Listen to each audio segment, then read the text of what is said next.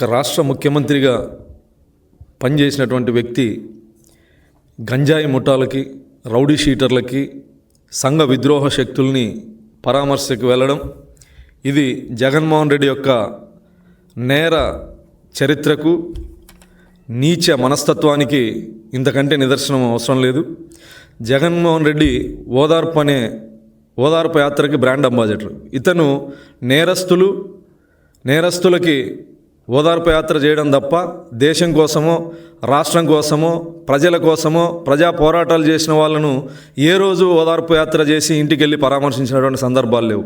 కేవలం ఇతని crime partners, YSR Congress పార్టీలో ప్రజల్ని హింసించినటువంటి వాళ్ళని, ప్రజల్ని దోచుకున్నటువంటి వాళ్ళని ఓదార్పు యాత్ర చేయడం తప్ప రాష్ట్రం కోసం, దేశం కోసం పనిచేసినటువంటి వాళ్ళని ఏ రోజు ఓదార్చినటువంటి పరిస్థితి లేదు.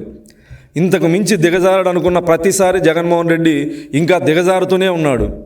తెనాలిలో జరిగినటువంటి సంఘటన, పోలీసులు బహిరంగంగా కౌన్సిలింగ్ ఇవ్వడం, కరుడుగట్టిన నేరస్తులు, భూ కబ్జాదారులు, గంజాయి స్మగ్లర్లు, అనేకమైనటువంటి దోపిడీ కేసుల్లో ఉన్నటువంటి వ్యక్తులు, హత్యా ప్రయత్నం చేసినటువంటి కేసుల్లో ఉన్నటువంటి వ్యక్తులు, కరుడుగట్టిన నేరస్తులకి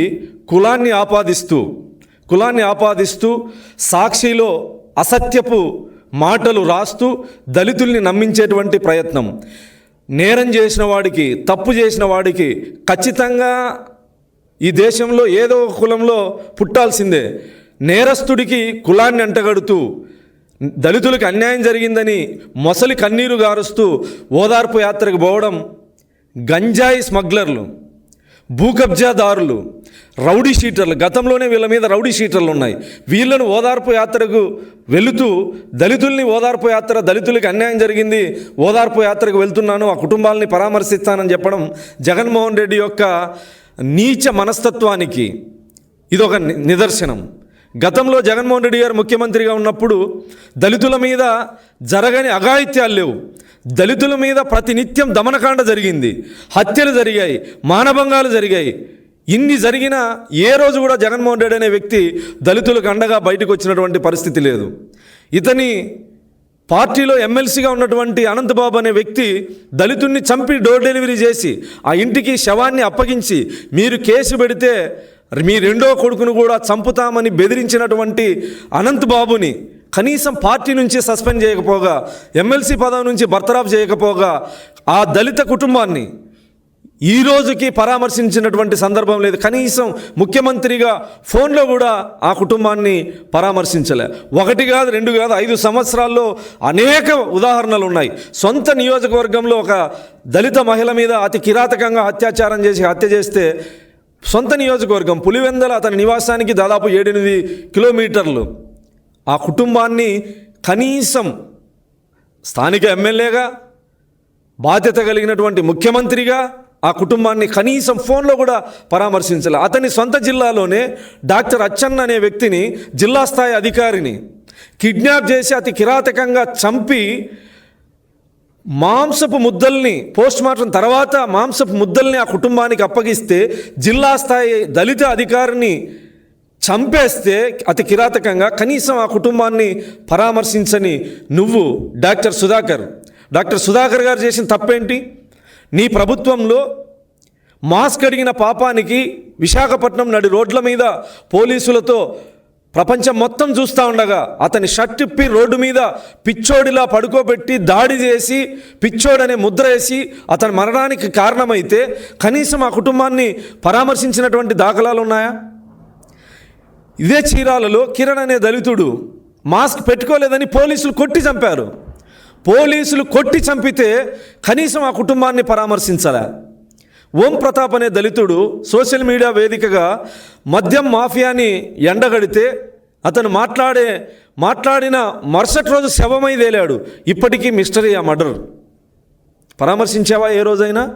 ఈరోజు కరుడుగట్టిన నేరస్తులు, భూ కబ్జాదారులు, రౌడీ షీటర్లు, హత్యా ప్రయత్నం అనేకమైనటువంటి కేసులు ఉన్నాయి. ఒక్కొక్కరి మీద 9 కేసులు ఉన్నాయి.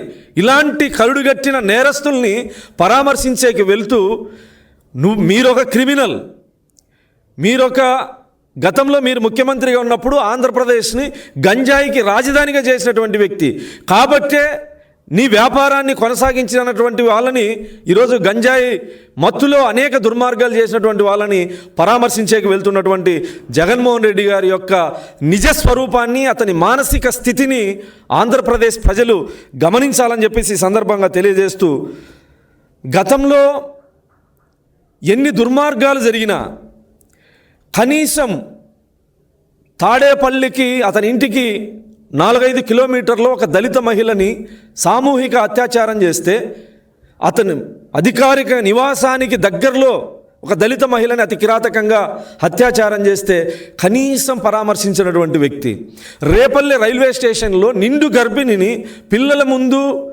భర్త ముందు అత్యాచారం చేస్తే నోరు మెదపనటువంటి వ్యక్తి, ఈరోజు కేవలం తెలుగుదేశం పార్టీకో లేదా ప్రభుత్వానికో దళితుల్ని దూరం చేయాలన్నటువంటి కుట్రతో తప్పు చేసిన వాడికి కులాన్ని ఎందుకు చూస్తారు? తప్పు చేసిన వాడిని శిక్షించడం తప్ప,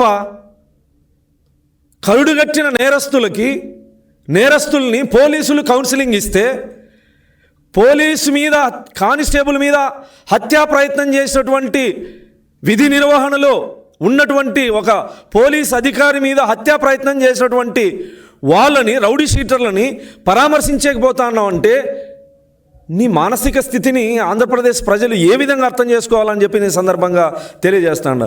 జాన్ విక్టర్ అనే ఇతని మీద మొత్తం 9 కేసులు ఉన్నాయి. వీటిలో అక్రమ మద్యం, దొంగతనం, కిడ్నాప్, ఫోర్జరీ, దాడులు, హత్యాయత్నం కేసులు. దోమ రాకేష్ యువతి వేధింపులు, కిడ్నాప్, దొంగతనం, దాడులు, హత్యాయత్నం కేసులు ఉన్నాయి.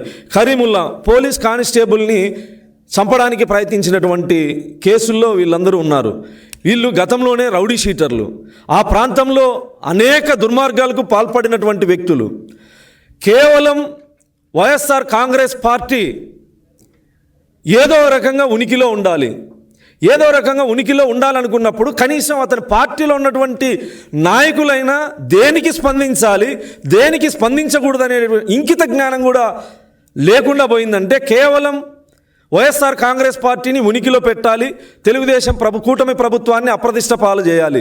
నీకు దళితుల మీద నిజంగా అంత చిత్తశుద్ధి ఉంటే, నిజంగా నీకు అంత చిత్తశుద్ధి ఉంటే భారతదేశంలోనే దాడులు, హత్యలు నీ హయాంలో దేశంలోనే నెంబర్ 1 స్థానంలో వచ్చినప్పుడు కనీసం SC/ST అట్రాసిటీ యాక్టును, శాంతి భద్రతలను కనీసం సమీక్షించినటువంటి సందర్భం ఏదైనా ఉందా? ఎన్ని దుర్మార్గాలు జరిగాయి? 1, 2, 3? ఎంతమంది దళితుల్ని జైలు పాలు చేశావు? ఎంతమందిని హత్య చేశావు?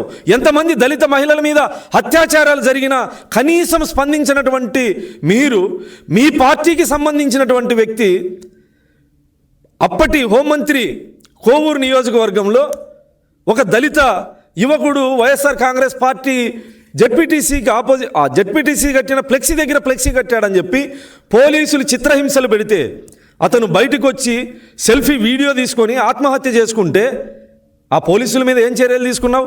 ఆ కుటుంబానికి ఏమని పరామర్శించావు?